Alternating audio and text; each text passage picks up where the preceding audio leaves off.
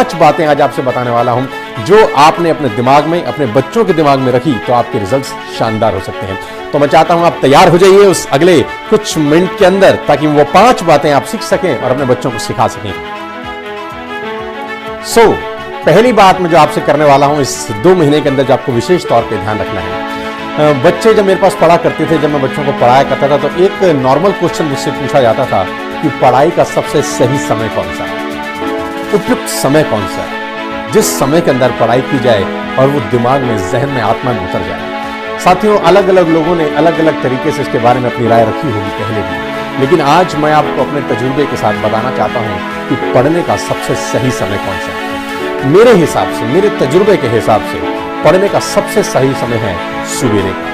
Morning 5 to 8 is the best time to study in India.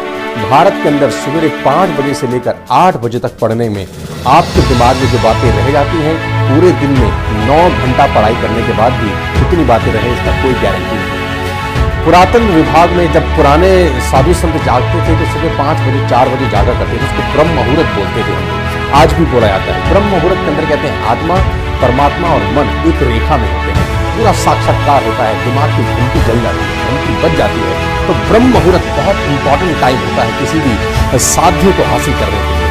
तो बच्चों के लिए सबसे पहला एडवाइस मेरे लिए है कि अगर आप पढ़ना चाहते हैं तो कोशिश करें, आदत डालें सुबह 5 से 8, ये 3 घंटे पूरे दिन की 9 घंटे की पढ़ाई के बराबर हो सकते हैं। ये मेरी पहली बात है आपसे कि पढ़ाई का उपयुक्त समय है सुबह 5 से 8। ये 3 घंटे तो पढ़े ही पढ़े, बाकी दिन में पढ़ाई जरूर करें, लेकिन ये 3 घंटे आपके पूरे दिन की 9 घंटे की मेहनत को बचा सकते हैं। पहली बात। दूसरी बात मेरी ध्यान रखिए, during these 2 months stay healthy, stay fit. Healthy रहेंगे, फिट रहेंगे, एग्जामिनेशन अच्छा होगा। खुदा ना खास्ता आपको कुछ हो जाए, बीमार पड़ जाएं आप किसी भी रीजन से, तो आपकी पूरे साल की मेहनत खराब हो सकती है। मेरी 2-3 बातें याद रखिए। नंबर 1, कभी भी इस 2 महीने के दौरान से no to junk food. No burger, no pastas, no pizzas, no cold drinks, just 2 months। 2 महीने का परहेज। वो कहते हैं कि what we become what we eat, जो हम खाते हैं वैसा हम बन जाते हैं। अगले 2 महीने घर का खाना खाइए, मस्त रहिए। 2 महीने के बाद जो मन करेगा खाइए, पिज़्ज़ा खाइए, बर्गर खाइए, जो आपका मन करे खाइए, लेकिन अगले 2 महीने outside food not allowed inside the body. Number 2, drink lot of water. Number 3, 10 to 20 minute exercise is must for all the students who are working hard for their examination। 10 से 20 मिनट की एक्सरसाइज आपके लिए बहुत जरूरी है। ये आपके शरीर को, आपके दिमाग को तरोताजा रखती है, आप फोकस कर पाते हैं अपनी स्टडीज में। तीसरी बात और भी इंपॉर्टेंट है, take small breaks during your studies. अपनी पढ़ाई के बीच में छोटे छोटे ब्रेक जरूर लीजिए। कंटिन्यूसली 3 घंटा 4 घंटा कभी मत पढ़िए।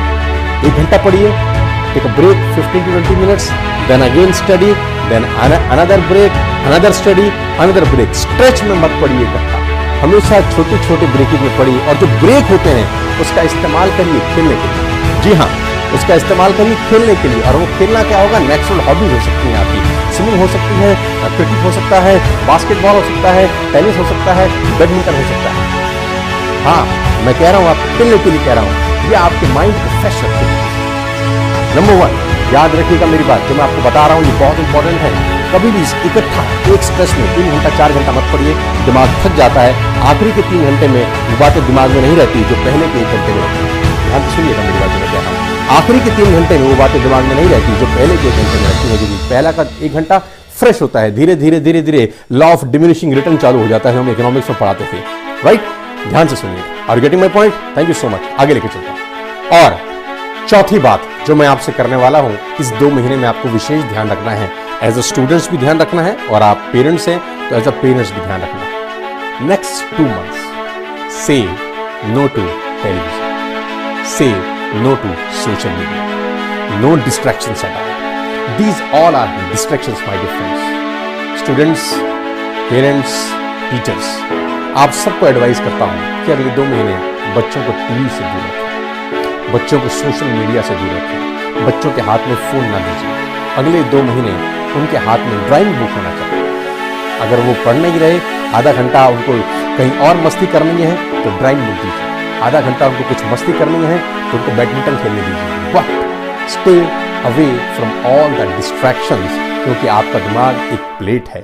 उस प्लेट के अंदर अगर कूड़ा करकट भरा रहेगा तो काम की चीज ढूंढने में तकलीफ होती है, और अगर आपकी प्लेट ब्लैंक रहेगी तो जो हम ढूंढना चाहेंगे तुरंत ढूंढना जा सकता है। मेरी बात को ध्यान से सुनिए। अगले 2 महीने टीवी को बंद कर दीजिए अपने घरों में।